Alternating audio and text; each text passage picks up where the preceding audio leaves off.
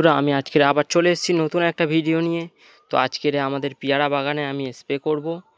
এবার আগের দিন আপনাদের দেখালাম যে বীজ মেরেছিলাম, আজকের ভিটামিন মারবো।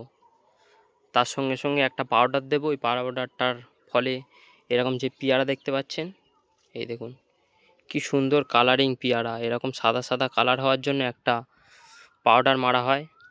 আর আমাদের বাড়ি হলো বাড়াইপুর। বাড়াইপুর মানেই আপনারা বুঝতেই পাচ্ছেন, বাড়াইপুর মানেই পেয়ারা। দেখুন কত পেয়ারা হয়েছে, কত সুন্দর পেয়ারা হয়েছে, শুধু দেখুন একবার। এই দেখুন ফুল এসছে, দেখুন কেমন।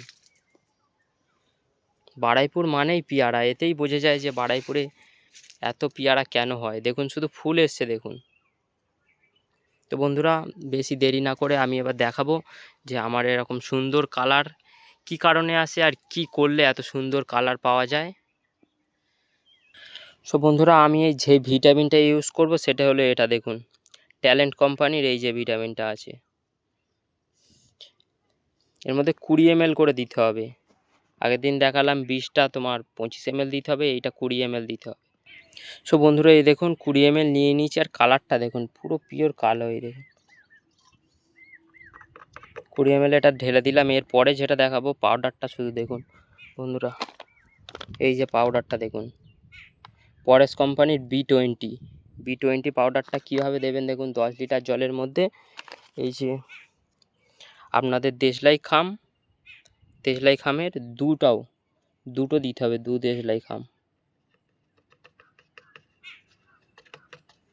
আমি সরাসরি ঢেলে দিচ্ছি একটা, এরপরে আরেকটা দিয়ে দেবো।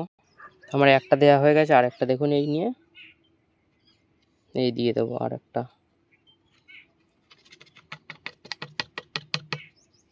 ব্যাস এবার দেওয়া হয়ে গেলে হালকা করে নেড়ে নিলাম, এবার স্প্রে করব। তো বন্ধুরা এবারে আমার হয়ে গেছে, পুরো সব রেডি হয়ে গেছে, এবার আমি স্প্রে করবো। এই দেখুন।